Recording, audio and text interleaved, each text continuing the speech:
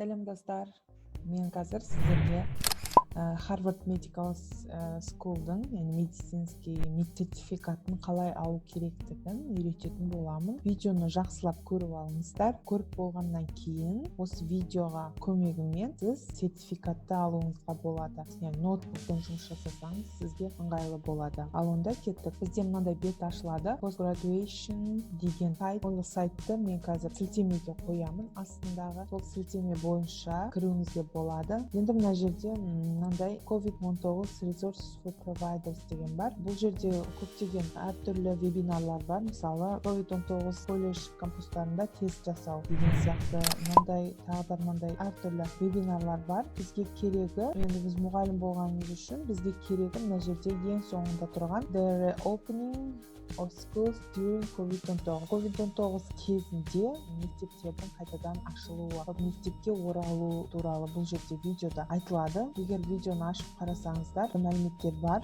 бірақ ағылшын тілінде спикерлер өздерінің вебинарда өздерінің ақпараттарын айтып өтетін болады. Енді осы жерге кірдік, ең соңына кірген кезде Climb Credits деген бар, осыны басамыз. Басқан кезде мынандай бет шығады.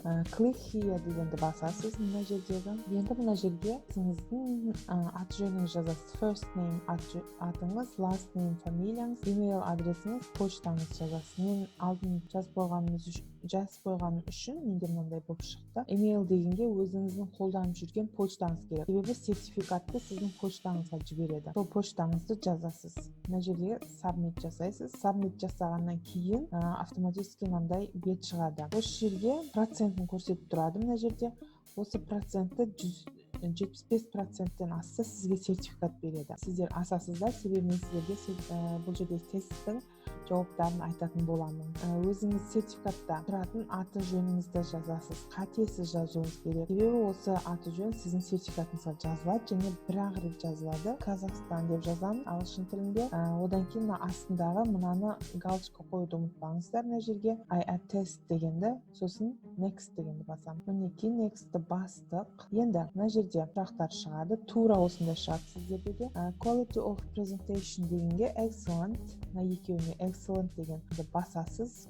Very good да басуға болады, бірақ excellent бассаңыз презентацияның, солар вебинардың сапасы қандай, өте жақсы. Мен себебі көрдім оны. Өздеріңізде көріп бағаласаңыздар болады. Мына екіншісіне, үшінші сұраққа, яғни educational activity деген сұраққа мына екеуіне agree дедім, яғни келісемін дедім. Төртіншісіне please rate the following. Мына жерге де strongly agree, толықтай келісемін деген нүктені бастым. Мына жерге егер өзің басқа әдістерің болса, сол туралы жазуыңа болады дейді. Бір-екі сөйлем жазып қоюға болады. Бұл жерге де, яғни сіз онлайн educationмен келісесіз ба, келіспейсіз ба деген сияқты сұрақ жазуыңызға болады. Одан кейін алтыншысына the content дегенге yes дедім, жетіншісіне де yes дедім.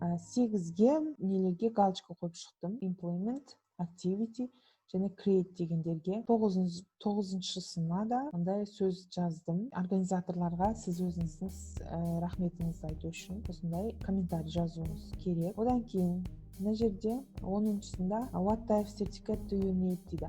Қай сертификат сізге керек дейді. Сіз certificate of attendance, яғни қатысу сертификатын сіз алуыңыз керек. Қатысқаныңыз үшін сертификат дегенді басасыз, одан кейін next басасыз. Мінекей бізде 66% болды мына жерде. 66% болған кезде енді сіз мына тестті орындауыңыз керек. Осыны обязательно дұрыс орындауыңыз керек. Осыны орындамай қалсаңыз сізге сертификат берілмейді. Мына жерде бірінші сұрақ, 11-ші сұраққа of the following age groups дейді. COVID-19 қай жастағы жас балалар көбісіне жұқтыратындар дейді. Сіз ол жерде мынау вариант дұрыс. Себебі вебинарда осы вариант айтылды. Осыған плюс қоясыз, яғни осыны нүктені басасыз. 12-ге which of the following statements is true дейді. Қайсысы дұрыс? Younger children have less дегенді басасыз. Have less. Мына жерде have more деген бар. Ол дұрыс емес. Сіз have less дегенді басасыз. 13-шісі which of the following indicators дегенде rate of COVID дегенді басасыз. Мынау екіншісін. 14-шісіне мынау ортадағы refreshing endure дегенді басасыз. Одан кейін барып finish дегенді басасыз. Finish дегенді басқан соң мынандай thank you деп шығады. Сізге рахмет қатысқаныңыз үшін. Егер сіз 75%-тен асқан болсаңыз, сізге почтаңызға жіберіледі деді. Енді почтамызды көреміз. Почтамызға келіпті. Мына жерге мындай print your certificate деген бар. Мінекей, осыны басасыз. Бұл кезде сертификатыңыз компьютеріңізге, ноутбугыңызға скачать етіледі. Одан кейін оны шығарып алып, өзіңіздің аттестацияңызға немесе мектебіңізді жиналатын болса, мектебіңізге беруіңізге болады. Жалпы осы өте оңай. Бұл жердегі мақсат Harvard медицинский колледждің мұғалімдерге немесе ұстаздарға өзінің осындай ойларын айтып, осындай яғни мектепке қайтқан кезде, мектепке барған кезде қандай нәрселердің алдын алу керек, не қай кезде абайлау керек, бұл туралы вебинар өтілді. Сіз сол вебинарға қатыстыңыз деген сертификатты алдыңыз.